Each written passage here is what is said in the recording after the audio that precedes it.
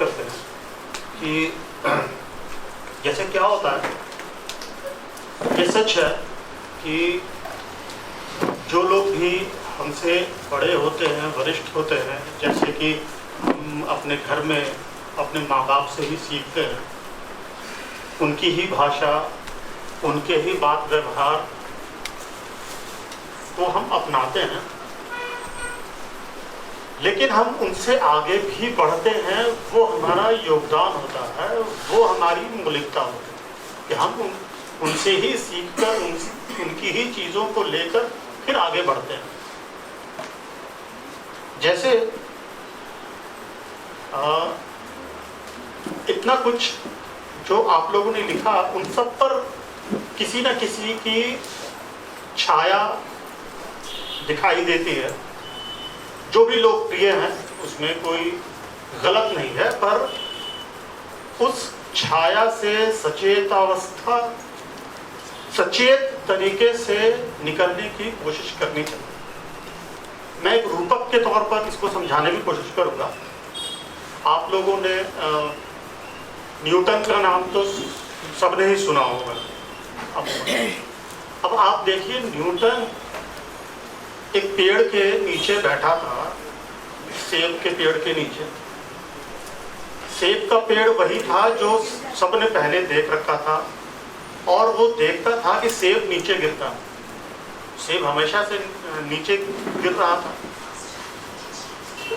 पर उसकी दृष्टि, जिसके बारे में कल बात हुई थी, उसने ये सोचा कि सेब नीचे ही क्यों गिरता है, और एक फल के गिरने से उसने भौतिकी विज्ञान का नया सिद्धांत दे दिया, गुरुत्वाकर्षण का।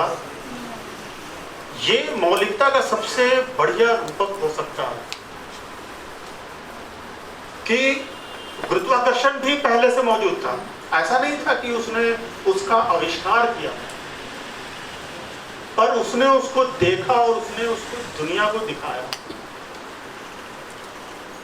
ये बहुत जरूरी होता है कविता में, और ये कई तरह से आप इसको अर्जित कर सकते हैं।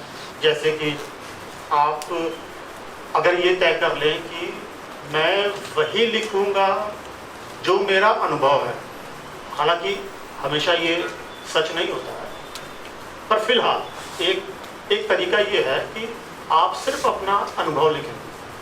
जैसे मैं जब कविता लिखता हूँ तो मुझे आज तक, मैंने कई कविताओं में पढ़ा कि जब वो बोलता है या बोलती है तो उसके मुंह से चांदनी झरती है। मैंने आज तक किसी के मुंह से चांदनी झरते हुए नहीं देखी, इसीलिए मैंने कभी चांदनी झरती हुई कविता भी नहीं लिखी।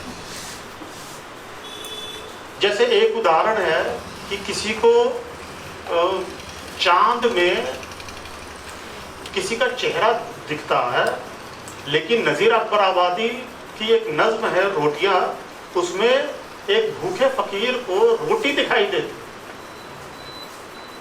तो आप सबसे पहले ये तय करेंगे कि आप किस जगह खड़े हैं, किस दृष्टि से, किस दृष्टिकोण से देख रहे हैं, तभी वो आपको एक नई चीज दिखेगी। देखी हुई चीज, पढ़ी हुई चीज, सुनी हुई चीज को ही आप अगर देख रहे हैं तो वो मौलिकता नहीं है। हालांकि ये नकल भी नहीं है, हम इसी तरह से आगे बढ़ते हैं। नकल तो वो है जो शब्दशः आप उसको चेप देते हैं।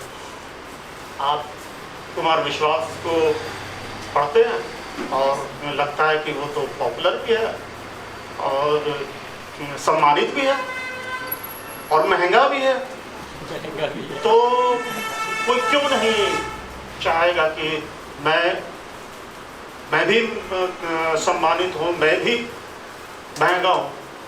लेकिन कुमार विश्वास, मेरी राय है कि वो सतही कवि है, लेकिन वो सतहीपन भी उनका सिर्फ अपना है, उसमें भी एक मौलिकता है, इसीलिए उनका इतना उनकी लोकप्रियता है, ठीक है। तो आपको अपना रास्ता ही चुनना होगा, चाहे आप किसी भी रूप में जाएं। तो जैसे कल मैंने एक गीत सुना जो राजकुमार जी ने लिखा है और गाया, और छत्तीसगढ़ के बहुत सारे लोगों ने उसको सुन रखा होगा। उसमें जन सरोकार चुकी है और उसमें जो कुछ भी बातें हैं वो सबको दिख रही थी, फिर भी उसमें नयापन है क्योंकि उन्होंने इस ढंग से उसको लिखा और इसीलिए वो पॉपुलर भी हुआ। शायद आप लोग वो देख लेंगे, YouTube पर वो है, क्या नाम, चाउर वाले बाबा दारू वाले बाबा, है ना। कितना खूबसूरत है वो।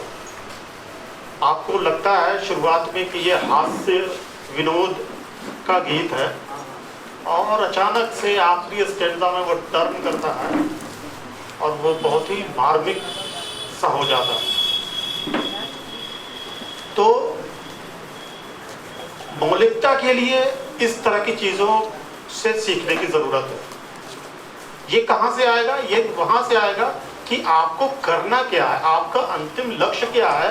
ये अगर स्पष्ट हो जाएगा तो खुद ब खुद आप मौलिक हो जाएंगे। कई लोगों की जो अंतिम पंक्तियां हैं उसमें बहुत स्पष्टता नहीं होती, वो इसी वजह से मौलिकता भी नहीं होती है। मतलब मेरे कहने का मतलब है कि अभिव्यक्ति को भी मौलिक बनाना पड़ता है। जैसे कि बचपन से ही हम लोग सुनते रहे हैं कि आदमी कीड़े मकोड़े की जिंदगी जीता, पर जब तक मैं अपने शहर में था मुझे कभी महसूस ही नहीं हुआ क्योंकि मैं एक सुरक्षित वातावरण में जी रहा था।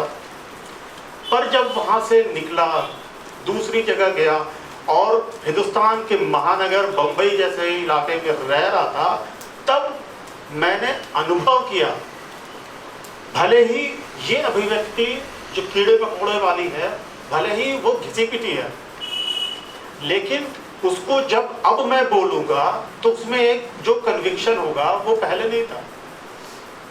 ये भी मौलिकता है। इसीलिए जब तक वो आपको महसूस ना हो, भले ही वो सुनी हुई अभिव्यक्ति हो, पढ़ी हुई अभिव्यक्ति हो, जब तक वो आपके अनुभव का हिस्सा ना हो, अगर आप उसे न लिखें तो मतलब एक जिद की तरह कि जो कुछ भी होगा वो आपका अर्जित किया हुआ अनुभव होगा, तो आप देखेंगे इसका फर्क आपको समझ में आएगा।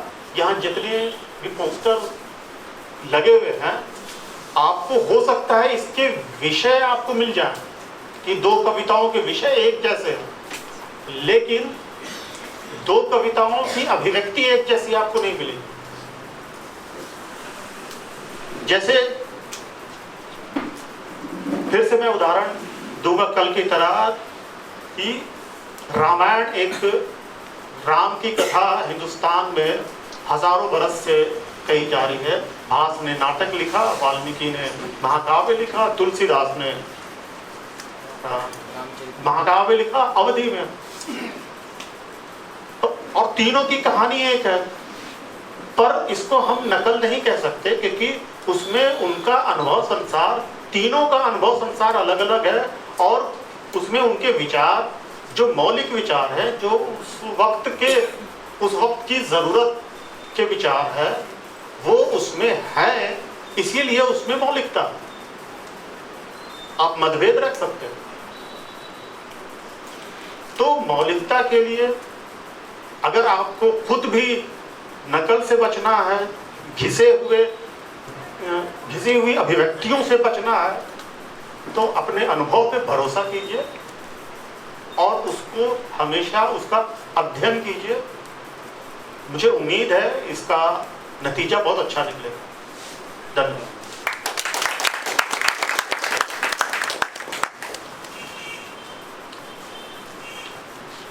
सभी साथियों को बहुत बहुत बधाई कि उन्होंने बहुत मेहनत से, बहुत अपनी कल्पना शक्ति का पूरा उपयोग करके और कविताएं लिखी और अच्छी कविताएं लिखी। किसी के में एक लाइन अच्छी मिल रही है, किसी के में रूपक अच्छा मिल रहा है, किसी का मेटाफर अच्छा है, सोचा किसी ने बहुत अच्छे से है, गाया भी कई लोगों ने है।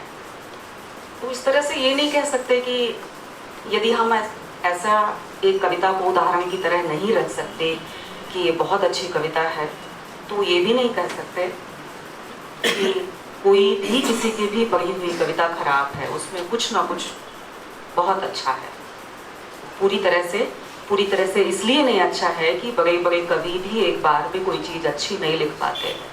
उसके साथ अभी इस अपनी रचना के साथ आज जब वापस जाकर भिड़ेंगे, बार बार उससे गुजरेंगे, उससे मुलाकात करेंगे, वो जो संवाद करने की बात मुदित जी ने कही थी, वो संवाद आपको अपनी रचना से करना है बार बार।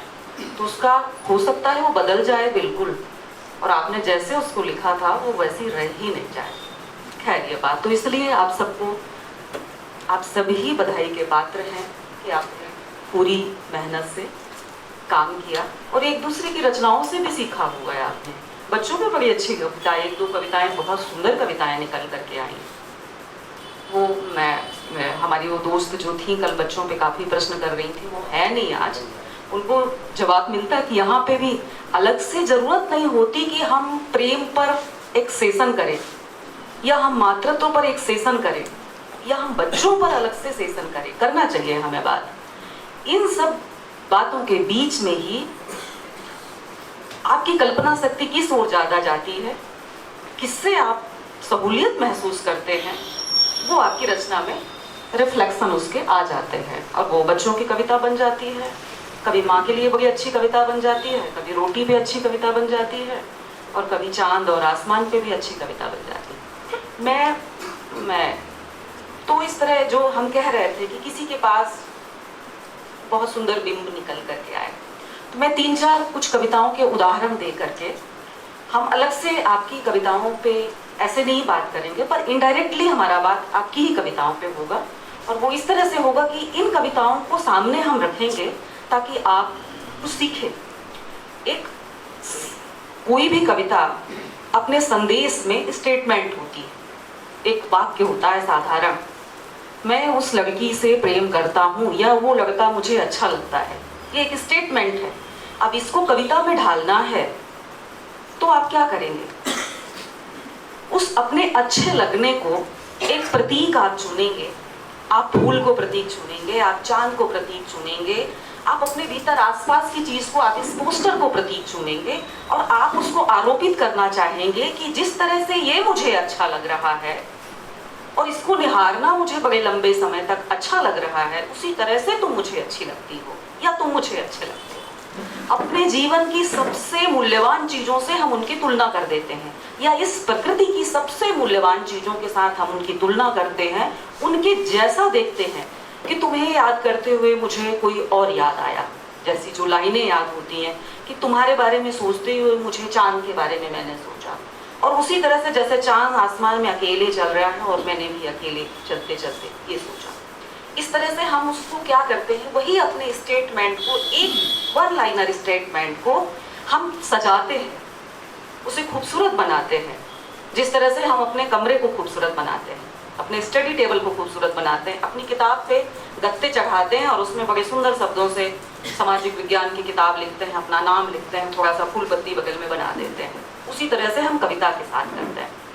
आमतौर पे मैंने देखा कि 3-4 किस्म की कविताएं खूब निकल करके आई और सभी लिखते हैं, और लगभग पूरी जीवन की रचना को यदि उसमें ऐसे निकाल करके देखा जाए, विषय निकाल करके देखा जाए, तो उन्हीं विषयों के बीच में होता है बचपन, प्रेम, संबंधों में सबसे ज्यादा हम माँ और पिता के बारे में लिखते हैं, फिर भाई बहन के बारे में लिखते हैं, फिर दोस्तों के बारे में लिखते हैं, फिर अन्य संबंध होते हैं, नानी होती है, मामा मौसी पे भी कभी कभी लिखा जाता है, और तमाम तरह के जिन जीवों के साथ हम अपने संबंध स्थापित करते हैं। इसके बाद में जब हम आगे बढ़ते हैं तब हम दुनिया के बाकी लोगों के साथ अपने संबंध को डेवलप करते हैं, हम किसान के साथ अपने संबंध को डेवलप करते हैं यदि हमारी पृष्ठभूमि वैसी है, नहीं है तो हम चेतना के स्तर पर डेवलप करते हैं उसको, हम मजदूर के साथ डेवलप करते हैं, हम पेड़ पौधों के साथ डेवलप करते हैं। मुझे लग रहा था कि छत्तीसगढ़ एक अच्छा घना जंगल है और ट्राइबल्स बहुत सारे हैं, आदिवासियों की बहुत सारी प्रजातियां हैं यहाँ पर, मुख्य रूप से आदिवासियों का निवास स्थान माना जाता है। तो मुझे लग रहा था कि शायद ट्राइबल्स से बहुत सारी चीज़ें निकल करके आएंगी, आई हैं पर वो पर्यावरण से आसपास निकल के आई हैं, उस तरह से अभी नहीं आई, शायद या तो उस पृष्ठभूमि से उतने लोग आए नहीं हैं यहाँ पे। तो मैं सबसे पहले एक बचपन पे एक बड़ी खूबसूरत कविता है, वो अभी की नहीं है, सर्वेश्वर दयाल सक्सेना का नाम सुना होगा आपने, है ना, और पढ़ी भी होगी, शायद कोर्स में पढ़ी होगी। जब हम लोगों ने उसे पढ़ा तो बोले ये कैसी कविता है, मतलब जैसे निराला की आलोचना हुई थी वैसे आलोचक हम लोग भी थे जो पढ़ रहे थे, कैसी कविता है ना, दो लाइन है, फिर एक लाइन है और फिर किस तरह से चल रही, लेकिन उसको पढ़ने में कितनी सुंदर लयात्मकता भी है। जिस लय की बात आप लोग कर रहे हो, लय गाने से ही नहीं आती है, पढ़ने से भी आती है, और पढ़ने से किस तरह आती है। उठ मेरी बेटी सुबह हो गई, बचपन की कविता। अब उसमें खास बात ये है, तो लय तो है ही, पर उसके आप बिंब देखेंगे कितना खूबसूरत है। लुढ़कती आ रही है सूरज की लाल गेंद, सूरज को एक गेंद से उसको उपमा दे देना, लुढ़कती आ रही है सूरज की लाल गेंद। और मैं पूरी अभी कविता मुझे याद नहीं है, पर उसके प्रतीक कैसे याद है, धूप धूप दोस्त तेरा जो तुझे पुकारे, उसको उठाने के लिए कि तेरा दोस्त धूप, धूप को उसके दोस्त की तुलना देना। और वो अपने सूरज जो है अपने थैले में बहुत सारे खिलौने भर करके लाया हुआ। आप लोग इस कविता को पढ़ लेना, मेरा बहुत तब उस कविता को पढ़ना मेरा उद्देश्य नहीं है, उसके प्रतीकों को बताना कि एक लाल गेंद से सूरज की तुलना करना पहली था। जब तक सर्वेश्वर दयाल सक्सेना ने ये कविता लिखी थी उस समय ये प्रतीक बिल्कुल मौलिक था, किसी ने इस तरह के प्रतीक का उपयोग ही नहीं किया था कि बेटी को जगाने के लिए इतनी सुंदर उपमा देना कि लुढ़कती आ रही है सूरज की लाल गेंद और धूप दोस्त तेरा जो तुझे पुकारे, और मुंगेर पर चिड़िया आके बैठ गई है, उसके लिए भी उन्होंने बड़ा खूबसूरत प्रतीक दिया है कि जैसे गिलहरी आकर के बैठ जाती है और दाना चुगती है, उस तरह से धूप मुंगेर पर आके बैठ गई है और सारी चीज मतलब सुबह हो गई है और तुम उठो, ये पूरी दुनिया तुम्हारे लिए खुली छुई हुई है। तो बचपन के लिए इतनी ये नई कविता थी जो सूरज चांद और बाकी चीजों से अलग उसके आसपास के बिंबों को, प्रकृति की चीजें भी खेल हो सकती हैं, सूरज भी गेंद हो सकता है, धूप भी दोस्त हो सकती है, इस तरह के प्रतीकों को वो लेकर के आए थे। ऐसे भी प्रयोग हम अपने आसपास की चीजों को देख करके कर सकते हैं। बचपन बड़ा सुहाना लगता है, बचपन बड़ा प्यारा लगता है, बचपन में फिर से जाने का मन करता है, स्वाभाविक, पहले ऐसे ही बनेंगे। फिर उस बचपन को कैसे और मूल्यवान बनाना है और सुंदर उसको कविता बनाना है, तो ये प्रतीक हम कर सकते हैं। ये एक उदाहरण की तरह है आपके सामने। इस कविता को आप पढ़िएगा, बड़ी कविता है ये और बहुत प्यारी कविता है, अच्छी लगेगी।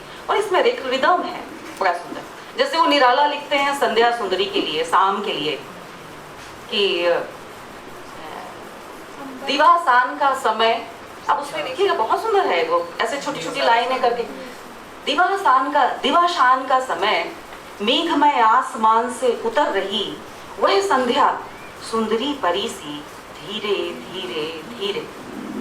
तो रिदम भी है बहुत खूबसूरत, गेयता भी है इसमें खूबसूरत, और सबसे अच्छा वो संध्या को सुंदरी कहना पहली बात थी उस समय पर। सुबह को सुंदरी कहा जाता था, बाकी चीजों को सुंदरी कहा जाता था, लेकिन शाम तो ढलने वाली चीज है, उसको क्या सुंदर कहना। काली चीज कोई सुंदर होती है? हमारे यहाँ के तो प्रतिमान अलग है, हम तो काले आदमी को भी सुंदर नहीं मानते हैं। एक अजीब किस्म का जो हमारा एक सवर्ण किस्म का और संभ्रांत किस्म के जो प्रतिमान है, वो काले को सांवले को सुंदर मानने से इनकार कर देते हैं। तो ऐसा नहीं कि वो व्यक्ति के साथ ऐसा करते हैं, वो प्रकृति के साथ भी ऐसा करते हैं। काला पत्ता सुंदर ही नहीं होता, शाम जो होती है सुंदर ही नहीं होती। तो निराला ने इस तरह से भी तोड़ा उसको, ये मौलिकता लाई उन्होंने कि शाम को उन्होंने सुंदरी कहा पहली बार। दूसरी चीज है, एक बचपन से ही बड़ा सुंदर सा उदाहरण है सुभद्रा कुमारी चौहान का। माँ वो कहकर बुला रही थी, मिट्टी खाकर आई थी।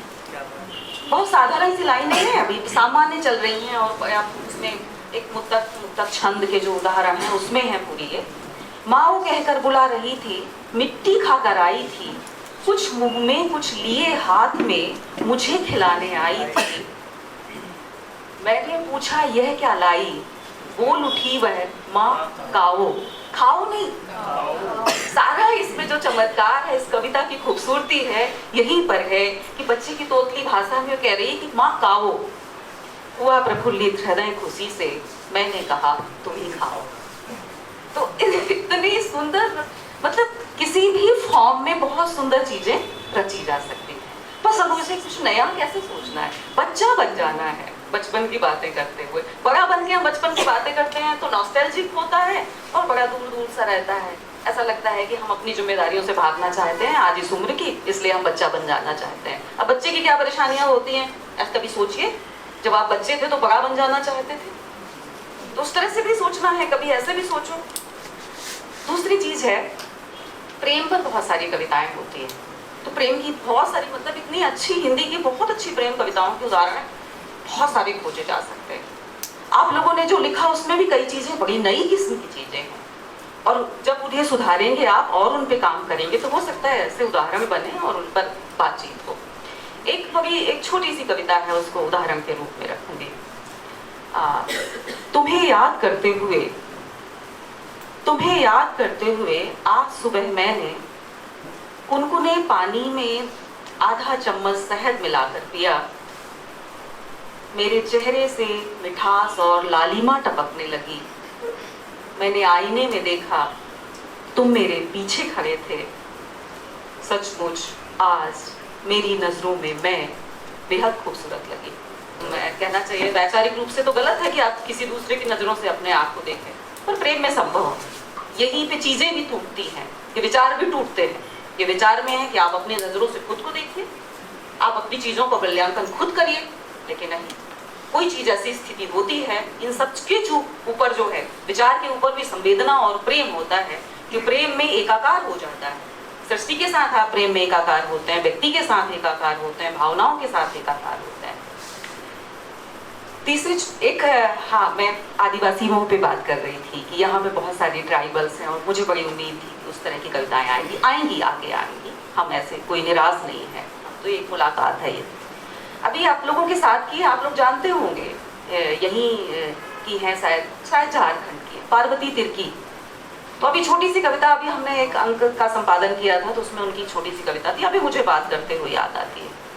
तो बड़ी सरल सी कविताएं लिखने के लिए वो लड़की अभी बिल्कुल प्लेटफॉर्म पे आई है और अच्छी पसंद की जा रही है। एक है कि रोपा लगने के बाद, उनकी कविता है कि रोपा लग चुका है, धान पकने का इंतजार करना है। तो रोपा लगने और धान पकने के बीच का समय मजदूर किसान के लिए थोड़े इंतजार का समय होता है। बारिश होने लगती है और अब वो क्या करे, तो कहते हैं आओ संगी हम नाच लेते हैं, आओ संगी हम थोड़ा नाच लेते हैं। उस पूरे समय को व्यतीत करने के लिए कितना सुंदर क्रिएटिव फॉर्म है। आदिवासियों का जो नाच के फॉर्म भी हैं झारखंड और छत्तीसगढ़ के, हाँ, जितने भी फॉर्म हैं वो आप देखेंगे वो बहुत ही खूबसूरत। वो कहना चाहिए कि जो खेती की परंपरा है, निराई करना, काटना, धान लगाना, रोपा लगाना, उसी से संबंधित है। वो एक ताल आगे एक ताल पीछे साथ में चल रहे हैं, उसी लय पे वो काम भी करते हैं। जिस लय पे वो रोपा लगाते हैं उसी लय पे वो नाचते भी हैं और लगभग उसी लय पे वो गाते भी हैं। तो ये छोटी सी कविता बड़ी आकर्षक लग रही है। बड़ी कविताओं के बहुत सारी कविताओं के उदाहरण हैं। तो ये आपके आसपास कितने विषय फैले हुए हैं, जो किसानी से संबंधित हैं वो भी, जो दूसरी चीजों से संबंधित हैं भी। मतलब कविता तो हर कहीं फैली हुई है, अपने आसपास घूमता है। एक आखिरी उदाहरण, जब हम फिर चेतना के स्तर पे जाते हैं और कुछ चीजों पे बात करते हैं, पता नहीं कि वो छोटी कविताओं पे जब भी मैं बात करती हूँ तो मुझे एक इस देश से बाहर का भी एक कवि है, बहुत सारे हैं, पर वो भी संबय अभी 40 की उम्र का मुश्किल से कवि होगा और ईरानी कवि है और बहुत आकर्षित करता है बार बार, और उसकी कविताएं बार बार याद आती है कि वो कैसे एक बड़ी चीज को बहुत छोटे से उदाहरण में तब्दील कर देता है। आप लोगों ने हिंदी पढ़ते हो उपमा पढ़ा होगा, अलंकार पढ़े हैं, उत्मा उत्प्रेक्षा, जैसे वैसे जो शब्द लगा देते हैं, मानो जनु जानो मन मानो, हम लोगों ने ऐसे याद किया हुआ था। सो उत्प्रेक्षायान, तो जैसे वैसे लगा करके जो उदाहरण हो समझा करके भी कविताएं, बड़ी छोटी छोटी कविताएं तैयार हैं। तो इस तरह से साबिर हका नाम है उसका। साबिर हकर की एक कविता है, क्या तुमने सहतूत को देखा है। यही संवाद है दरअसल। संवाद कैसे कविता में ट्रांसफर होता है।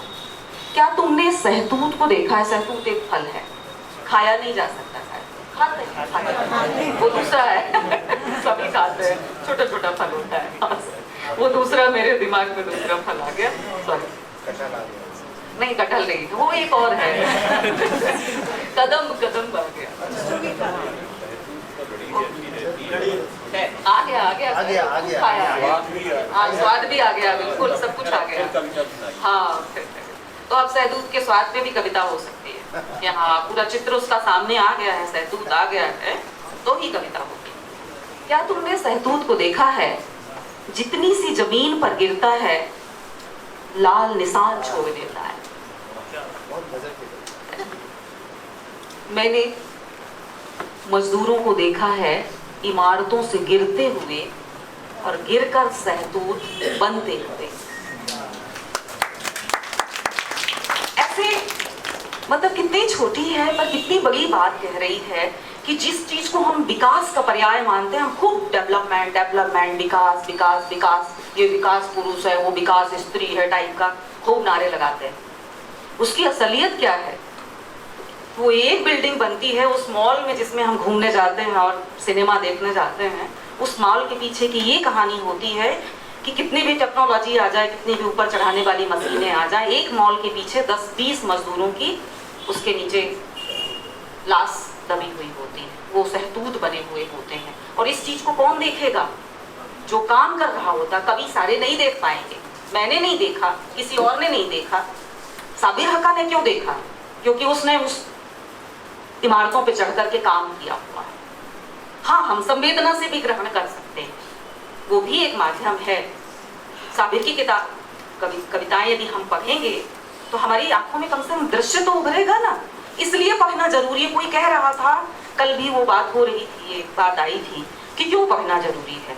तो पढ़ना इसलिए जरूरी है कि ये सारी चीजें, वो दृश्य आपकी आंखों के सामने आएंगे कैसे, और नहीं आएंगे तो आप नए दृश्य खोजेंगे कैसे। उससे संबंधित सारे दृश्य आपकी आंखों के सामने आएंगे। ये छोटी सी कविता याद हो जाएगी आपको। हो सकता है कविता के फॉर्मेट में याद ना हो, लेकिन एक वाक्य की तरह याद हो जाएगी, एक दृश्य की तरह याद हो जाएगी। वाक्य तो भूले जा सकते हैं, पर दृश्य को कभी भी नहीं भूला जा सकता है। इसीलिए किताब में जो लिखा रहता है वो दृश्य की तरह याद नहीं हुआ तो भूल जाता है। फिल्म में देखे हुए दृश्य याद रहते हैं, गाने याद हो जाते हैं, क्योंकि हम दृश्य विधान में उसको देखते हैं ना उस करके। तो मेटाफेर का कविता में बहुत महत्व होता है, प्रतीक और बिंबों का बड़ा महत्व होता है। एक बार कविता लिखें और फिर खोजें कि उसको कैसे इम्प्रेसिव बनाना है, और वो इम्प्रेसिव बनाने के यही 3-4 तरीके होते हैं। फैंटेसी तो एक बड़ा चीज है, और फैंटेसी के बारे में हमें बाद में बात करनी चाहिए मुझे लगता है। अभी आपने प्रश्न भी पूछा था ना मुक्ति बोध की फैंटेसी, तो बड़ी उसमें चली जाएगी। अभी हमें प्रतीक और बिंबों तक ही रहे, और भाषा को सुधारने की बात है। हालांकि मुझे लगता है सर ने भी, रफीक सर ने कहा, जैसे वो मेरा दिल कहती है नहीं होता कहता है, कलम लिखता है नहीं होता लिखती है।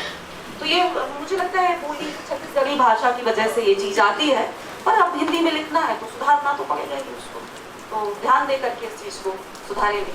चलिए एक बार फिर से आप सब लोगों को बधाई, धन्यवाद।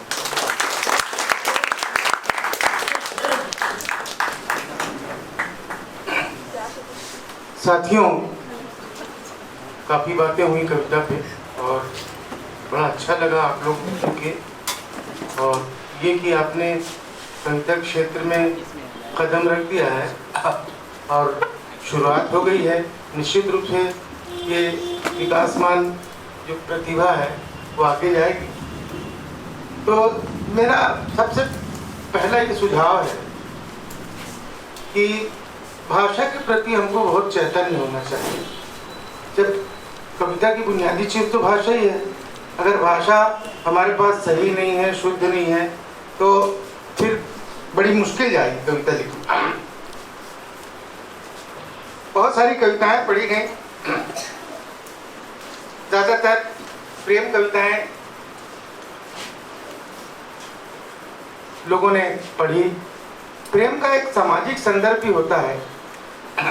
अगर हम उसको व्यक्तिगत प्रेम से अगर उस सामाजिक संदर्भ को जोड़ें तो शायद प्रेम ज़्यादा सकारात्मक होगा और उसमें ज़्यादा गहराई होगी और वो ज़्यादा मानवीय होगा और हमारे कहे हुए को ज़्यादा असरदार बना सके। उसके बाद इन कविताओं को सुनने के बाद ये लगा कि आप लोग सोचते हैं, अपने आसपास के परिवेश को भी देखते हैं, आपके पास विचारों की कमी नहीं है, विचारों को अभिव्यक्त करने का जज्बा भी है, मादा भी है, लेकिन उसको जब हम किसी विचार को प्रस्तुत करते हैं तो उस विचार को इस ढंग से कहें कि वो इतना असरदार हो और उसमें इतनी कलात्मकता हो कि आपकी अभिव्यक्ति जो है वो सराही जाए और लोग उसको बार बार सुनना पसंद करें। दूसरी चीज़ कि हम जब किसी विषय को चुनते हैं अपनी कविता के लिए तो हमारी सबसे पहली ज़रूरत क्या होती है, क्या तैयारी होती है कि सबसे पहले हम अपने अर्जित ज्ञान का उपयोग करें। जो हमारा संचित ज्ञान है, जो हमारा संचित ज्ञान का जो कोश है उसका इस्तेमाल करें और फिर उस विचार को और उस कविता के विषय को आगे बढ़ाएं। दूसरी चीज़ अभी फरीद भाई ने बतलाया कि मौलिकता और उसका भी बतलाया कि इसके लिए सबसे बुनियादी चीज़ ये होती है कि हमारा अनुभव संसार कितना व्यापक है, कितना समृद्ध है। जितना हमारा अनुभव संसार जो है हम अनुभव ग्रहण करेंगे, अनुभव हमको लोग से मिलेगा, लोगों से मिलेगा, अपने आसपास के परिवेश से मिलेगा। जितना हमारा अनुभव का दायरा विस्तृत होगा, जितना हमारे अनुभव का जो वितान है वो उसका जो क्षेत्रफल है वो जितना बढ़ेगा हमारी कविता का रकबा भी उतना ज़्यादा बढ़ेगा और हमारी कविता ज़्यादा बड़ी कविता होगी। तो इसके लिए अनुभव जो है दो कई प्रकार के अनुभव हो सकते हैं। सबसे पहली बात जो जहाँ तक मौलिकता का सवाल है तो उसके लिए जो कहा जाता है, कविता में अक्सर कहा जाता है कि फर्स्ट हैंड एक्सपीरियंस जो होता है कि पहला अनुभव, कि जैसे हम किसी घटना को प्रत्यक्ष देखते हैं या हमारे जीवन में कुछ ऐसा घट रहा होता है जिसको हमने महसूस किया हो, जिसको हमने भोगा हो, जिसको हमने सहा हो, वो हमारा फर्स्ट हैंड एक्सपीरियंस होता है। किसी दूसरे के अनुभव को या सुनी सुनाई चीज़ों को या पढ़ी पढ़ाई चीज़ों को रिपीट करने से कविता तो बन जाती है, कई बार अच्छी भी बनती है, लेकिन उसको लगता है वो धार और वो जो प्रभाव होता है वो शायद कविता में हम प्रस्तुत नहीं कर पाते। दूसरी चीज़ विषय कुछ भी हो सकता है कविता का। आपकी अपनी प्राथमिकता है कि विषय आपने क्या चुना और एक ही विषय को बहुत सारे कवियों ने और बहुत पहले आप पढ़ चुके होते हैं, सुन चुके होते हैं, कई लोगों ने उस पर कविता लिखी होती है। लेकिन सवाल ये है कि जब आपको किसी भी विषय को जिस विषय को आपने चुन रखा है कविता के लिए, उस विषय का निर्वाह आप किस ढंग से करते हैं और उसमें ऐसा कौन सी ऐसी नई बात पैदा करते हैं कि वो कविता बिल्कुल आपकी हो जाती है और उसमें मौलिकता के तत्व पैदा हो जाते हैं। शायद मैंने कल भी कहा था, मैं आज फिर दोहराऊंगा कि कविता के लिए बहुत सारी चीज़ें जो हैं, ज्ञान है, अनुभव है, हमारा विचार है, हमारी दृष्टि है, संवेदना है, इन सारी चीज़ों की जैविक संगति को अगर हम इस्तेमाल करें कविता में तो हमारी कविता ज़्यादा प्रभावशाली हो। मुझे बहुत अच्छा लगा कि आप लोग के प्रेम के अलावा भी आपके पास बहुत सारे विषय थे। कुछ प्रेम की कविताएं तो बहुत अच्छी थी, प्रेम का अवमूल्यन और इस तरह की कविताएं, मैं किसी का नाम नहीं ले रहा हूँ, लेकिन अच्छी कविताएं, बहुत अच्छी कविताएं। और उसमें लगता है कि कुछ जो लोगों ने जो कविताएं पढ़ी उसमें भाषा की परिपक्वता और कहन की शैली, कविता की बुनावट, कविता की गढ़न और कविता की बनावट, ये सारी चीज़ें हैं उसमें। और बाकी जो चीज़ें हैं वो हमारे अभ्यास से आएंगी, हम बार बार लिखेंगे। और मैंने बार बार कहा है कि अपने मास्टर्स को पढ़िए, अपने हमारे जो अग्रज कवि हैं उनको आप बार बार पढ़िए। हमारी अध्ययनशीलता भी हमारी कविता को धारदार बनाएगी। हम जितना अपने मास्टर्स को पढ़ेंगे हमको लगेगा कि देखिए इन लोगों ने कितना जीवन में, समाज में और अपने समय में उतर के चीज़ों को देखा, परखा, समझा और उसका विश्लेषण किया, फिर उसमें उसको उन्होंने कविता में ढाला। ये कविता की जो रचना प्रक्रिया है, इसके बारे में खैर कोई हम आपको वो नहीं दे सकते फार्मूला, लेकिन वो अपने आप आती। बहुत से साथियों ने पर्यावरण की चिंता अपनी कविताओं में व्यक्त की, तो चूँकि मैं अच्छा मानता हूँ इस चीज़ को, और मैं एक कविता को पढ़ने का लोभ समरण नहीं कर पा रहा हूँ, बहुत छोटी सी कविता है, उसको मैं सुना रहा हूँ आपको पर्यावरण के बारे में। ये हमारे अग्रज कवि नरेश सक्सेना की कविता है। अंतिम समय जब कोई नहीं जाएगा साथ, अंतिम समय जब कोई नहीं जाएगा साथ, एक वृक्ष जाएगा अपनी गौरैयों गिलहरियों से बिछड़कर, साथ जाएगा एक वृक्ष अपनी गौरैयों गिलहरियों से बिछड़कर, साथ जाएगा एक वृक्ष। अस्थि में प्रवेश करेगा वही मुझसे पहले, सॉरी अग्नि में प्रवेश करेगा वही मुझसे पहले। कितनी लकड़ी लगेगी शमशान की। आपके लिए ये कविता मैं पढ़ देता हूँ, क्योंकि ये एक पोस्टर है और उसमें चित्र भी बना हुआ है, तो वो टेक्स्ट पढ़ने में थोड़ी मुश्किल आ रही है। इसका शीर्षक है एक वृक्ष भी बचा रहे।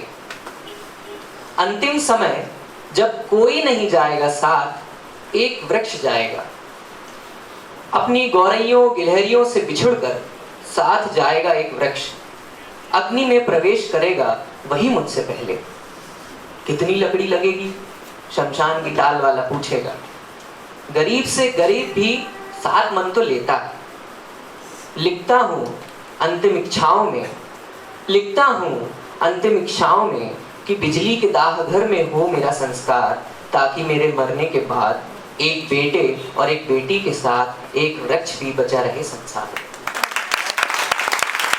अब आप देखिए, इसमें जो पर्यावरण के प्रति एक सजग कवि की चिंता है।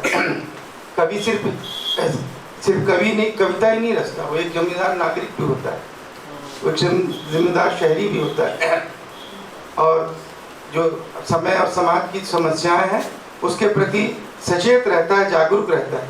लेकिन हर चीज़ को देखने का अपना एक नजरिया, उस जीवन ने कहा कि आपकी दृष्टि क्या है, किन चीज़ों, मौलिकता वही चीज, मौलिकता वही दृष्टि निर्धारित करे कि आपका जो व्यक्तिगत सुख है, आपका जो व्यक्तिगत दुख है, वो आप जब कहेंगे तो उसको आप कैसे सामाजिक बनाते हैं और उसके बाद कैसे सार्वजनिक बनाते हैं, ये आपकी कुशलता और आपके श्रम पे निर्भर करेगा। इसलिए मुझको बहुत अच्छा लगा, मुझको बहुत बड़ी खुशी हुई, बहुत ज़्यादा खुशी हुई कि आप लोगों ने बहुत सोच समझ के अपनी कविताओं का चयन किया, विचार का, उसके विषय का चयन किया, और मुझे बहुत आशा है कि ये जो हम यहाँ पर सिर जोड़कर बैठे हैं, सब मिलजुल कर बैठे हैं और एक दूसरे से कुछ न कुछ हर लम्हा, हर क्षण, हर समय कुछ न कुछ सीख रहे हैं। ऐसा नहीं कि हम आपको कोई उपदेश देकर आपको कुछ, हम आपसे भी कुछ सीख रहे हैं, हम आपको कुछ सिखा नहीं रहे। हम ये सीखने की प्रक्रिया एकांगी मार्ग की तरह नहीं है, ये दोनों तरफ से चल रही है। तो मैं आपके प्रति बहुत आशान्वित हूँ और बहुत ही सकारात्मक ढंग से सोच रहा हूँ, और मेरी शुभकामनाएं हैं कि आप लोग अच्छी कविता लिखें, अच्छे कवि बनें। Thank you. उम्मीद है कि बहुत सारी बातें आप नोट कर रहे होंगे, भले एक प्रॉपर नोट नहीं लेकिन दर्ज ज़रूर कर रहे होंगे, जो आपको जाहिर सी बात है आपकी यात्रा में बहुत मदद करेगा। और अभी यात्रा बहुत शुरुआती स्तर की है, तो ऐसी बातें दर्ज कर लेनी अभी आपके लिए बहुत ज़रूरी है। रास्ता आपने खुद तय करना है। पौधा कितने लोगों ने लगाया है यहाँ पे? मतलब ज़्यादातर लोगों ने लगाया, ठीक है। कविता लिखना दरअसल बागवानी करने जैसा ही। अब इसको मैं ऐसे समझाता हूँ। पौधा लगाने के लिए बहुत शुरुआती स्तर, सबसे पहले क्या जरूरी? एक बीज, वो आपका विचार। कविता में विचार जो है वो एक बीज की तरह काम। बीज कहाँ लगेगा? जमीन। जो दिमाग है ना आपका, ये जमीन है। जमीन अगर उपजाऊ नहीं है तो क्या अंकुर फूटेगा? बीज बहुत अच्छा है, बीज की क्वालिटी बहुत कमाल की है, पर जमीन अगर उपजाऊ नहीं है तो क्या पौधा पनपेगा, उगेगा? नहीं उगेगा। अब जमीन बहुत अच्छा है, जमीन बहुत अच्छी है, पर बीज की गुणवत्ता थोड़ी सी ठीक ठाक नहीं है, कमजोर है। कुछ संभावना जरूर होगी कि ये जमीन के उपजाऊपन से थोड़ा निकल पड़े। ठीक है, अभी बीज की गुणवत्ता भी आपको बढ़ानी है धीरे धीरे धीरे, और जमीन का उपजाऊपन भी आपको धीरे धीरे बढ़ाना है। आपके जमीन का उपजाऊपन कैसे बढ़ेगा? जो बातें यहाँ पर हुई, अनुभव करके, अध्ययन करके, दुनिया घूम करके। दुनिया का मतलब ये नहीं मैं कह रहा हूँ कि आप कहीं बाहर चले जाओ, ये जो आप दुनिया धीरे धीरे बड़ी होती है और फिर धीरे धीरे छोटी होगी। जितने दूर आप जाते जाओगे उतने पास आप आते जाओगे। ठीक है, तो जमीन आपने उपजाऊ कर ली, बीज विचार आपके पास आ गया, अब पौधा पनपा, अंकुर फूटा, तो क्या यहाँ पर आपका काम समाप्त हो गया? अभी नहीं, अभी आप उसको खाद देंगे, पानी देंगे, उसको सहारा भी देंगे जरूरत पड़ी तो। अगर वो कहीं फैल रहा होगा तो उसकी काट छांट भी करेंगे। अगर उसको दूसरे पौधों से बचाना पड़ा या दूसरे जीवों से बचाना पड़ा तो उसकी गार्डिंग भी करेंगे, रक्षा भी करेंगे। यही आपको अपनी कविता के साथ। अब कविता का खाद और पानी क्या है? वो आपका शिल्प हो गया, आपकी भाषा हो गई, रस हो गए, अलंकार हो गए, उपमाएं हो गई, ये जो भी तमाम बातें। तो ये सारी चीजें एकदम वैसे। अब जब आप ये करें फिर वो उसको जाने देते हैं, वो बाहर तो बंद नहीं कर सकते, तो निकल जाएगा।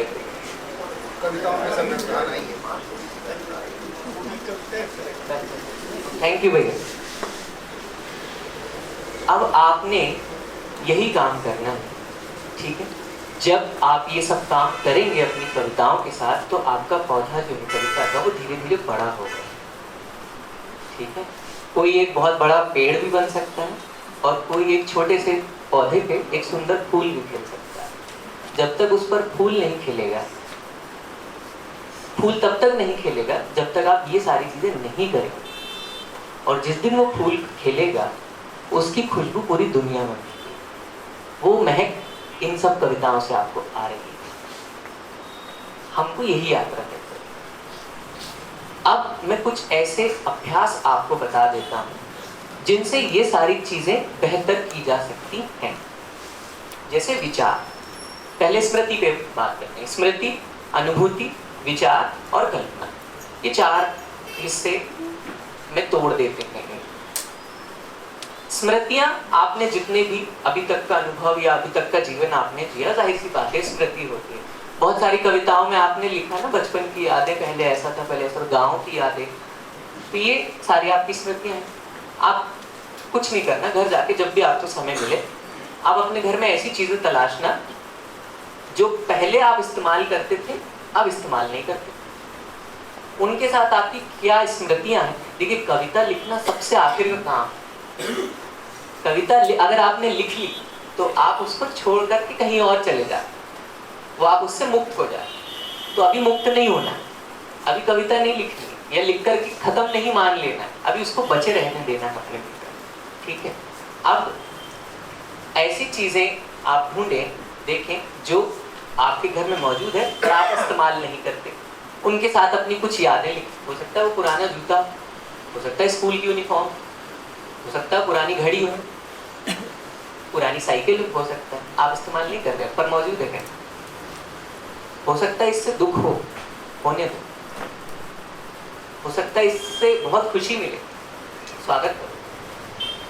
यही यही सारी चीजें आपकी संवेदनाएं जो हैं थोड़ी और जागृत है। स्मृति की एक्सरसाइज होता है। ऐसी चीजें, ऐसे लोग जो अभी इस दुनिया में हैं पर अब आपके साथ नहीं, फिर वो वैसे लोग जो इस दुनिया से चले गए, आपके बहुत खास, उनके बारे में कुछ आप यादें इकट्ठी करो। तो स्मृति की एक्सरसाइज मैं बता रहा हूँ कि क्या आप अपनी स्मृति पर जोर, यहां से लिखने के लिए आपको बहुत सारी चीजें मिलेंगी। एक तो ये अनुभूति, अनुभव, या मैं जो बात कह रहे थे कि यात्राएं करना, केवल इस शहर से दूसरे शहर नहीं, आप घर से कहीं, घर से यहाँ तक भी आ रहे हैं तो चीजों को स्लो मोशन में देखिए। जितना ज्यादा आप चीजों को स्लो मोशन में देखेंगे उतना ज्यादा आपकी दृष्टि विकसित होगी और आप उन सारी तमाम चीजों को दर्ज करेंगे कि हाँ यार ये तो मैं देख ही नहीं, मैं तो रोज इस सड़क से जाता हूँ, मैंने कभी यहाँ पर ये देखा ही नहीं, ये क्या चीज है। अभी आप देखो हम ऐसे समय में जी रहे हैं जो जानकारियों से भरा हुआ समय। हमने बहुत समय से कोई भी एक अजनबी चीज नहीं देखी जिसका नाम क्या है हमें पता नहीं। आप सोचो, एक चीज आप नहीं बता सकते कि मैंने वो फलानी चीज देखी थी, वो ऐसी ऐसी दिखती थी, उसका नाम मुझे नहीं पता, क्योंकि आपके दिमाग में पूरी जानकारियां भरी हुई, जानकारी भरी हुई, लॉट्स ऑफ इंफॉर्मेशन भी है, और ये ऊपर से डिवाइसेस और आ गए और जानकारी आपको दे रहे हैं। तो उसके लिए जैसा अभी बात निकली थी, बच्चों की तरह सोचना। बच्चों के लिए हर एक चीज रहस्यमय चीज है और उनसे बात करो, उनसे सवाल पूछो, यार ये क्या है, तो वो बताएगा कि यार ये तो ऐसा कुछ है, उसको नहीं मालूम कि ये कैमरा फॉर एग्जाम्पल,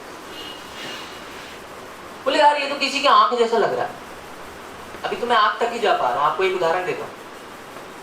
एक हमारे मित्र हैं, वो इसी बारे में बात हो रही थी, तो उन्होंने कहा यार ये तो बहुत सही बात है, मेरे बेटे ने एक बार पहली बार पानी का फव्वारा देखा लेक्स में, ऐसे बीच में लगे थे, तो वो उछल पड़ा देख के और वो कहता देखो पापा पानी का अनार दाना लगा हुआ। ये हम और आप नहीं देख सकते क्योंकि हमें पता है वो पानी का फव्वारा है।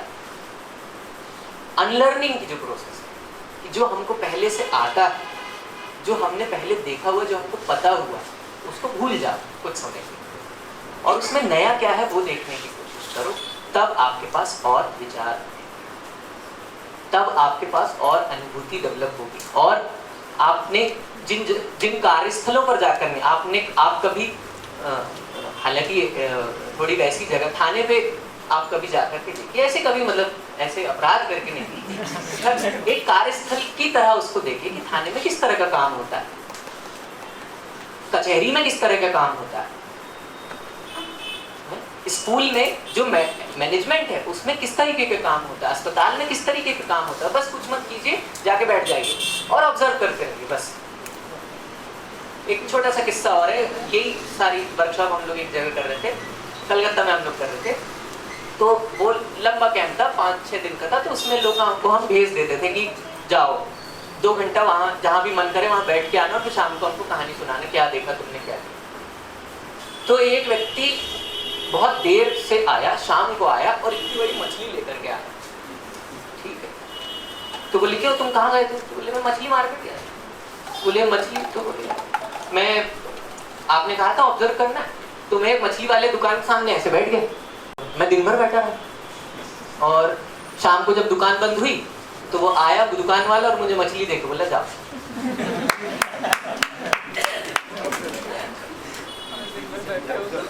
तो वो सोचे कि यार ये मछली की लालच में बैठा है कि क्या, वो इतने ज्यादा उसमें वो, तो बोले तुम जाओ यार यहाँ से, चलो हमारी ग्राहकी बंद हो गई, अब तो जाओ भाई, लो मछली लो जाओ। मछली वाला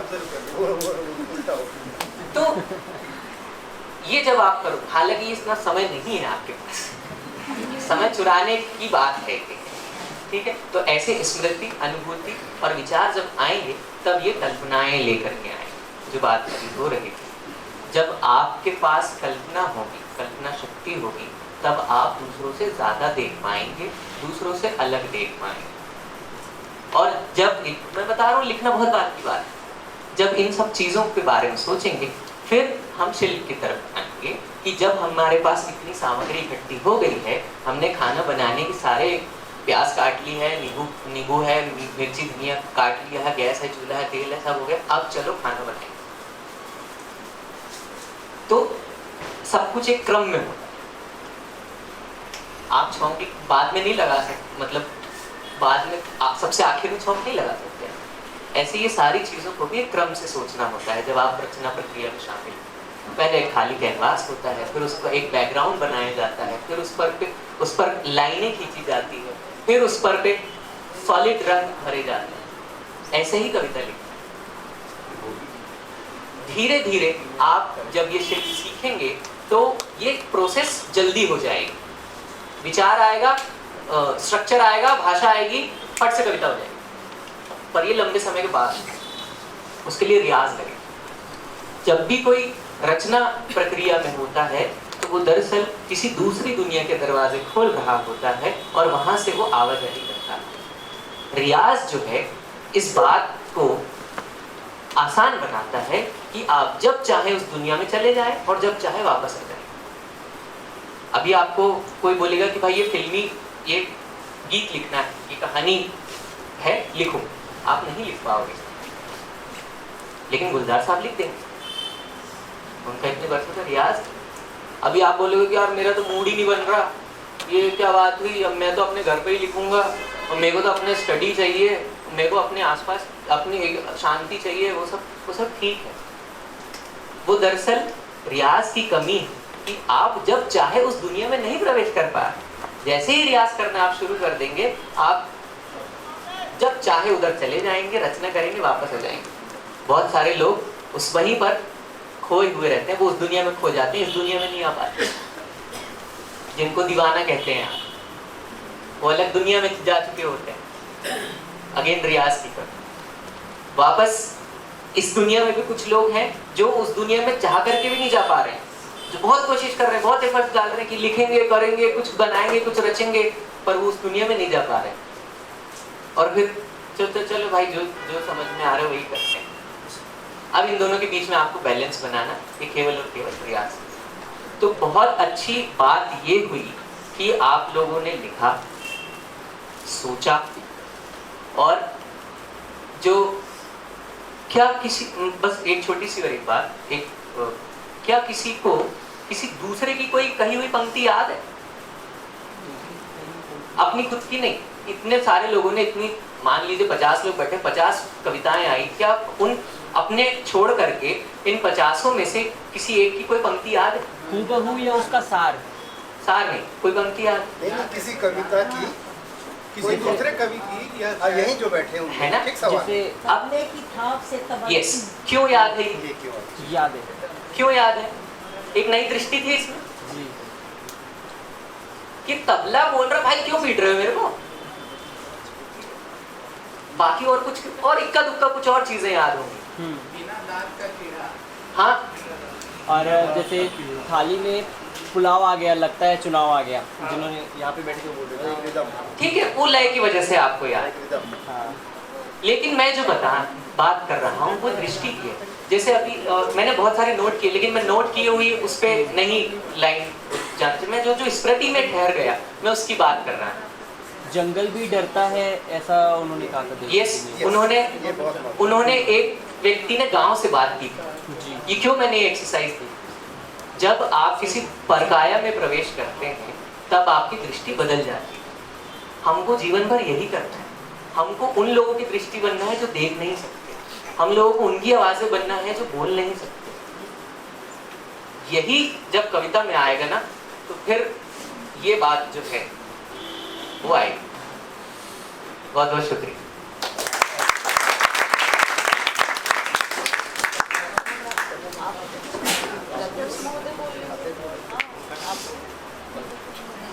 आदेश। सबसे पहले तो आप सब थोड़े से पुराने और बहुत सारे नए कवियों को बधाई। हाँ, कुछ लोग हैं जिन्हें जानता हूँ, कुछ लोग हैं जिनको जानना कल से शुरू किया है, और कुछ लोग हैं जिनकी कविताएं अपन बहुत सालों बाद उदाहरण के रूप में रखेंगे। इसलिए आप सबको बहुत बधाई। एक उम्मीद आप सब ने जगाई है। इस शिविर के पहले तक हम लोग आपस में जरूर बात किया करते थे कि यार कुछ हो नहीं रहा है, पता नहीं लोग क्या कर रहे हैं। ये युवा पीढ़ी तो मॉल और बर्गर और पिज्जा और क्या क्या में जा रही है, गूगल बाबा ने बर्बाद कर दिया है। लेकिन इस शिविर में आकर आपसे बात करके, आपकी बातें सुनकर, आपकी कविताएं सुनकर लगा नहीं, ऐसा नहीं है, बहुत कुछ बाकी है, बहुत कुछ बन रहा है। आप सब इस खूबसूरत दुनिया को और बेहतर बनाने की कोशिश में लगे हैं। और ये बात, ये उम्मीद हमको ज़िंदगी की उम्मीद दे रही है। ये बात सबसे अच्छी है, सबसे खूबसूरत है कि हम सब यहाँ जो बैठे हैं अपनी दुनिया को खूबसूरत बनाने की कोशिश में लग जाएंगे। अभी कविता के शिल्प पर,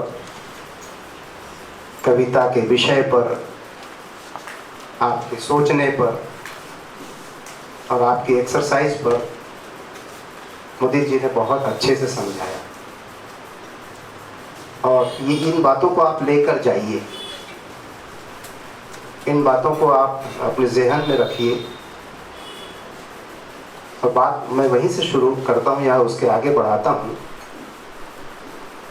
कि हम लोग आजकल रुकते नहीं हैं, हम लोग चल रहे हैं। चलना अच्छी बात है, लेकिन हम लोग बहुत तेज चल रहे हैं, हम लोग बहुत हड़बड़ी में हैं। कविताएं सुनने के बाद या दोस्तों के, हमारे साथियों के वक्तव्य सुनने के बाद हम कलम बंद करके एक उठने के लिए उद्यत हो रहे हैं।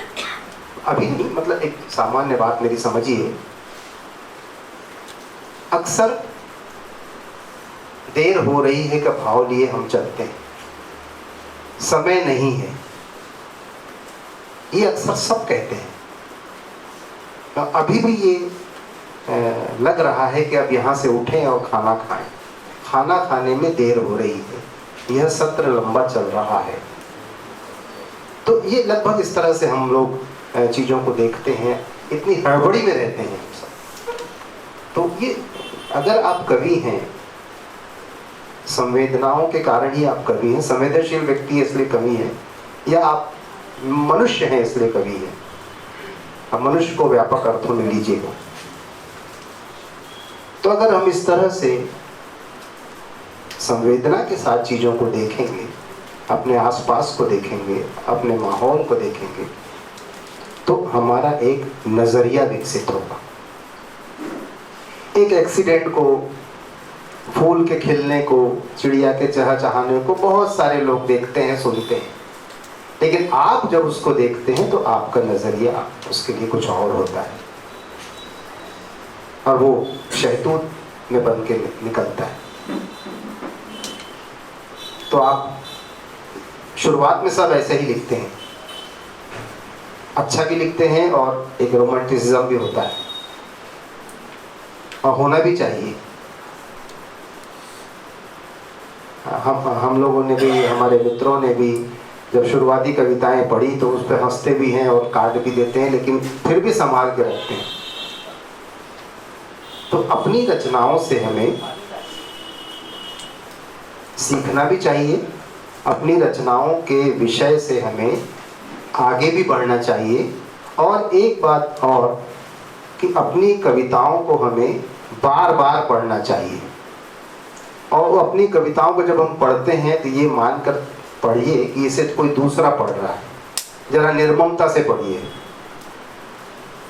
बच्चे को जब हम डांटते हैं तो उसकी आगे बढ़ने के लिए, उसके कैरियर बनाने के लिए डांटते हैं। बच्चे को प्यार तो बहुत करते हैं, लेकिन डांटते इसीलिए हैं। तो अपनी उस कविताओं को निर्ममता के साथ पढ़िए, बार बार पढ़िए, जितने शब्द काट सकते हैं काटिए, जितने शब्द जोड़ सकते हैं जोड़िए, कोई विचार दे सकते हैं, कोई संदेश दे सकते हैं तो दीजिए। जैसा अभी हमारे साथियों ने कहा, हमारे मास्टर्स को पढ़िए। कुछ राजकमल ने और कुछ लोगों ने तो उनके मूल जो राइटिंग है जिस पर उन्होंने लिखा है, जिन पन्नों को भी छापा है, तो मुक्तिबोध का नाम बार बार आएगा। देखिए कितनी बार उन्होंने कई जगह से काटा और फिर गोला बना के उस शब्द को ऊपर लाया, फिर एक नीचे से काट के रेफ बना के उस शब्द को इसके बाजू में लगाया। ऐसा बहुत सारा ये बार बार होता है। तो जब हम अपनी रचनाओं को इस तरह से देखते हैं, अपनी रचनाओं को इस तरह से संवारते हैं, तो हम अपने खुद को संवारते हैं, ऐसा लगता है मुझे। अभी यहाँ बहुत सारे विषय आए, जैसा बताया, प्रेम, दोस्त, गांव, कलम, सफर, और जो बार बार आ रहा है तबला, इन सारे पर्यावरण, इन सारे में दो विषय जो हम लोग असली में एक एक कविता पर एक, मेरा ख्याल है अगले एक सत्र होगा जिसमें ग्रुप बनाकर बात करेंगे। आप लोग की कविताओं पर हमारे सब साथी एक एक बैठेंगे, बात करेंगे। एक विषय अलग आया, जंगल। जैसा कि अभी आरती जी ने कहा कि जंगल ज़्यादा आने चाहिए था। छत्तीसगढ़ इस तरह का प्रदेश है, हालांकि हमारी छवि ऐसी बना दी गई है। कुछ साल पहले मेरे दिल्ली के जब कुछ दोस्त आने वाले थे तो आने के कई दिनों पहले तक डरते रहे कि यार नक्सली है तुम्हारे यहाँ। तो अरे भाई, बिलासपुर में कहीं दूर दूर नहीं है। तो एक छवि भी हमारी ऐसी बनाई गई कि आदिवासी हैं, जंगल हैं, लेकिन हमारी ये दुनिया आप देख रहे हैं, इसमें ये गाँवों में जो भीतर जो लोग हैं और जो शहर में जो लोग आ गए हैं, वो दोनों तरह का जीवन जी रहे हैं। मेरे आदिवासी छात्र यहाँ, मित्र यहाँ आए होंगे तो वो अपने गांव को साथ लेकर आए हैं और वो भी जीवन जीते हैं, वो कविताओं में लिखेंगे। तो जंगल की जो बात कही है आपने, वो बड़ी बात है, उम्मीद जगाने वाली बात है, और ज़्यादातर लोगों को जंगल से बात करनी चाहिए, गांव से बात करनी चाहिए। अब विषय चुनने की बात है। एक हमारे दोस्त ने शराब चुन लिया, अब उसको आखिरी बना लो, गांजा या भांग तक मत जाना। तो शराब की बुराइयाँ बहुत सारी हैं। अब आप गालिब को मत आदर्श मानिए, गालिब के शराब पीने को, गालिब की रचनाओं को आदर्श मानिए। तो ऐसे बहुत सारे विषय आएंगे जिसको आप खुद काटेंगे। जैसे मैंने कहा ना, आप निर्मम बनिए, आप निर्ममता के साथ चीज़ों को देखिए, अपनी रचनाओं को देखिए। जैसा एक दो उदाहरण मैं भी दूंगा। अभी मुझे आपकी बात सुनते सुनते याद आया। सबसे बड़ी बात ये है कि लंबी कविताओं को साधना बहुत कठिन होता है। आप ठीक है, आप लिखिए लंबी कविताएं, लेकिन शुरुआत में आप शायद छोटी छोटी कविताएं लिखेंगे तो आप वहाँ तक पहुँच पाएंगे, आगे वो झोल नहीं आएगा। आपको खुद लगेगा कि मुझे इसको खींचना नहीं था आगे तक। कुछ हमने साथियों की कविताएं सुनी हैं, जब हम ग्रुप में बात करेंगे तो उस पर उदाहरण देकर बात करेंगे कि इसे यहाँ खत्म, इस पंक्ति पे इसे आप खत्म कर देना था, तो वो शायद ज़्यादा अच्छी बात बनती, ज़्यादा अच्छा संदेश जाता। तो इस तरह की बात भी की जा सकती है। छोटी छोटी बातों में बात हो सकती है। मैं बार बार कहता हूँ, बिलासपुर में बैठे हैं, एक श्रीकांत वर्मा की बहुत ही छोटी सी पंक्ति, 2-3 लाइन की पंक्ति में अपनी बात को समझाने की कोशिश करता हूँ, जो उन्होंने उस समय लिखी, जो समय से जब वो टकरा रहे थे, कि चाहता तो बच सकता था, चाहता तो बच सकता था, पर बचता तो रचता कैसे। अगर हम समझौते करेंगे तो कैसे लिखेंगे। तो जब हम बात करते हैं इस तरह की, तो हमारे जब मैंने जैसे कल कहा कि रचना ही बचना है, आप जो रचेंगे वही बचेंगे। श्रीकांत अभी कहाँ है पता नहीं है, किस दुनिया में है नहीं है, चले गए इस दुनिया से, और हम मानते हैं, विज्ञान भी मानता है कि इसके बाद कोई और दुनिया होती नहीं है। तो लेकिन उन्होंने जो लिख गए उसकी हम बात कर रहे हैं, हमारे पूर्वज जो लिख गए। माँ पर बहुत सारे साथी कविता लिखते हैं। हमारे एक और जो मास्टर हैं चंद्रसेन विराट, बहुत लोगों ने उनका नाम सुना होगा या नहीं सुना होगा। उनने जो माँ पर कविता लिखी, उनने लिखा कि मैं फूलों पर, पहाड़ पर, नदियों पर,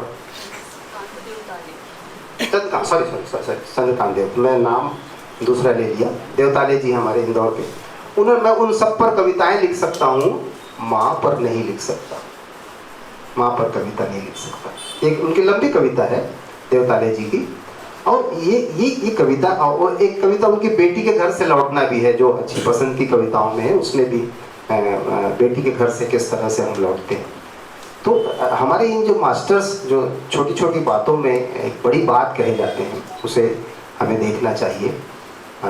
बाबा नागार्जुन को आप सबको पढ़ना चाहिए कि उनकी वो जो बचता तो कैसे रचता वाली जो बात है, वो बाबा नागार्जुन कभी नहीं बचे और हमेशा रचे। और उस ज़माने में उन्होंने लिखा, आओ रानी हम ढोएंगे पालकी, उस ज़माने में टकराए व्यवस्था से वो। और बहुत सारी उनकी कविताएं हैं जिस पे लंबी बात की जा सकती है। एक हाथ में प्रेम की जो बात आ रही थी, एक हाथ में पुराना उदाहरण मुझे याद आ रहा है। दिनकर जी ने उर्वशी लिखी। रामधारी सिंह दिनकर का नाम तो कोर्स में रहे तो सब सुन लिया। तो इस पृथ्वी को हम सब खूबसूरत भी मानते हैं, बहुत सुंदर है ये पृथ्वी। तो उर्वशी की कुछ पंक्तियां हैं, लंबा संवाद है लेकिन उसमें से कुछ पंक्तियां हैं।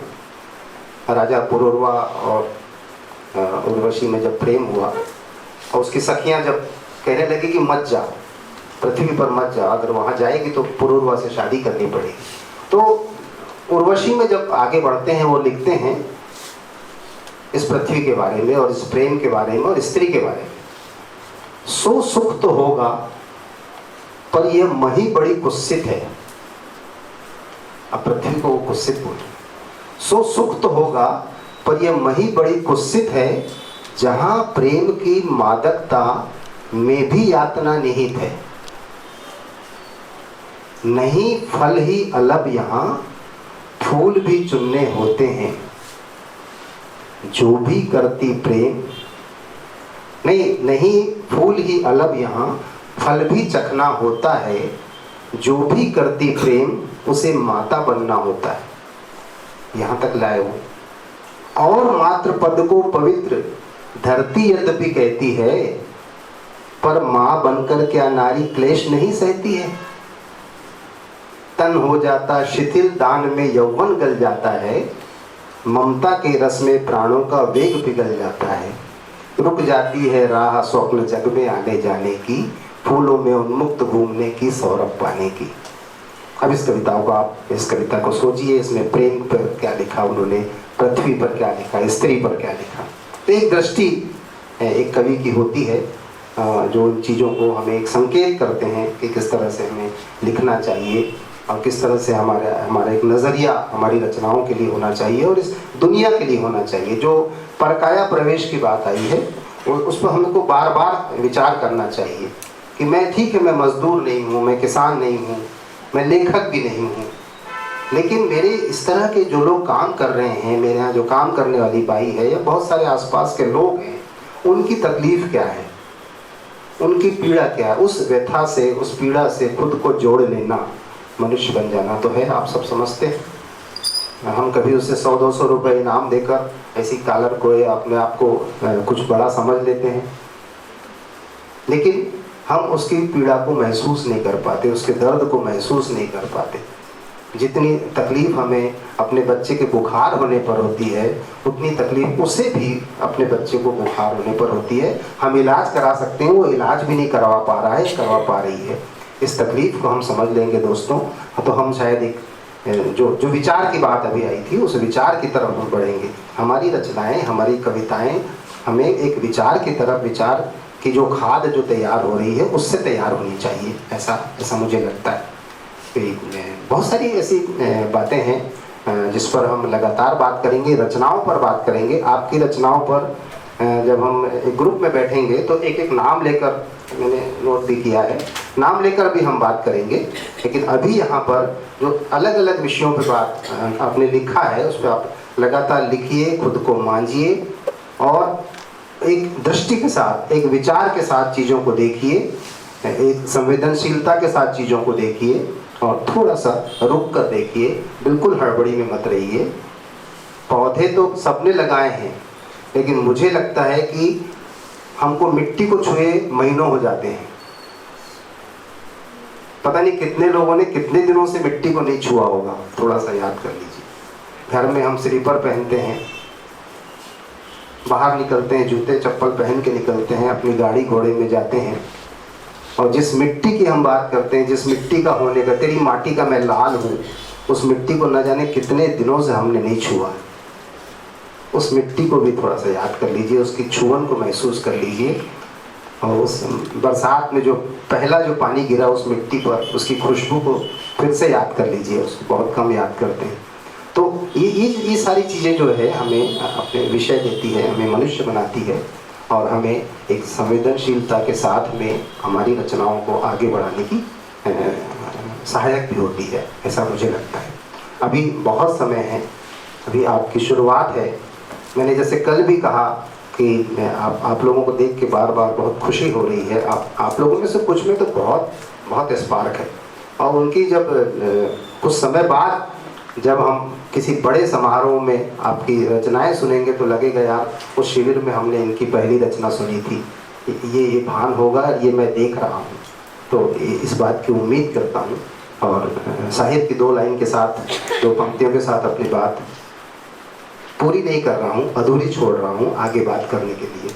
बात कभी पूरी नहीं होती। कि आओ कि कोई ख्वाब बुने कल के वास्ते, आओ कि कोई ख्वाब बुने कल के वास्ते, वरना ही हंसी रात गुजर न जाएगी, वरना ही हंसी रात गुजर न जाएगी। शुक्रिया।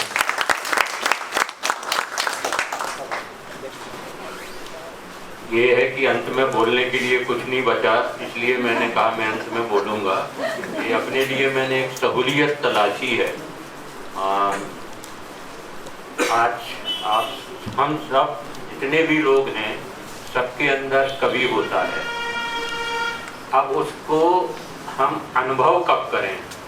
तो आज के इस रचना शिविर में हम सब ने, आप सब लोगों ने अपने अपने अंदर के उस कवि बीज को अनुभव किया है।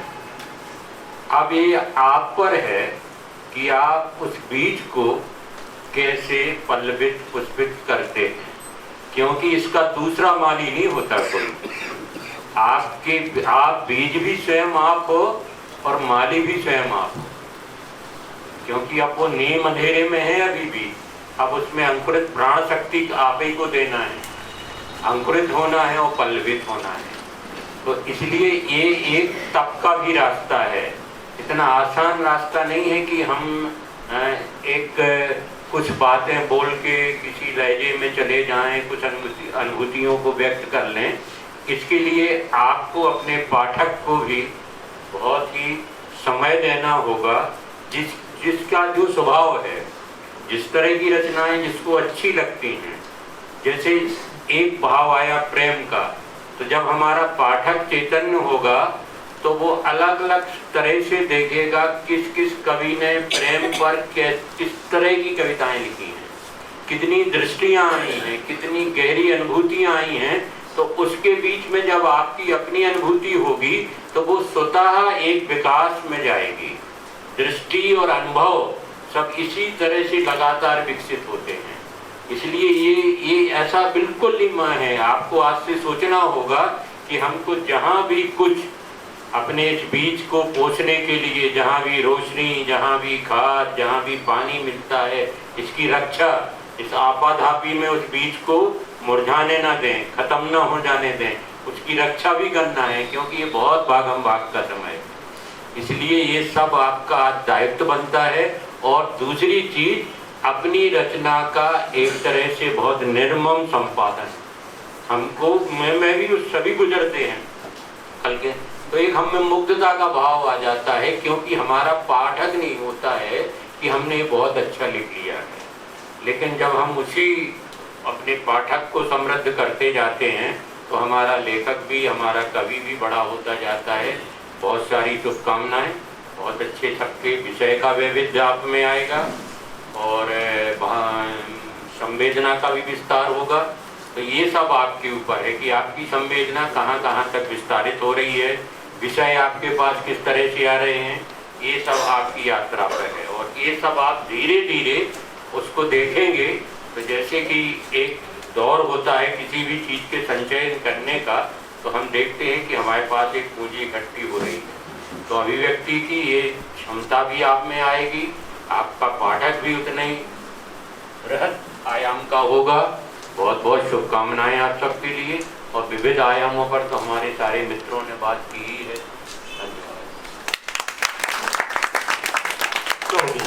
धन्यवाद। तो दोस्तों, हम लोगों ने आज की सुबह की बहुत अच्छी कविताएं और उसके ऊपर बड़ी माकूल टिप्पणी। स्पीकर थोड़ा उधर घुमा दीजिए।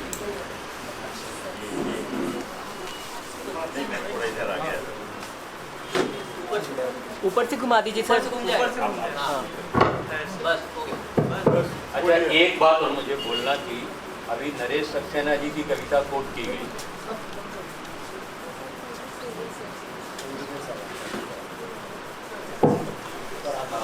तो मैं नरेश जी की एक बड़ा कवि भी अपनी रचना के साथ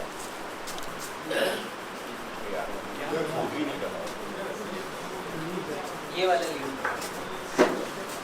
हाँ बैठिए। उनके हाथ लगाने से नहीं हुआ। बैठिए। ये तो ठीक है, ये तो यांत्रिक गड़बड़ी हो जाती, लेकिन मैं एक थोड़ा ऊपर बोले। ऑन है।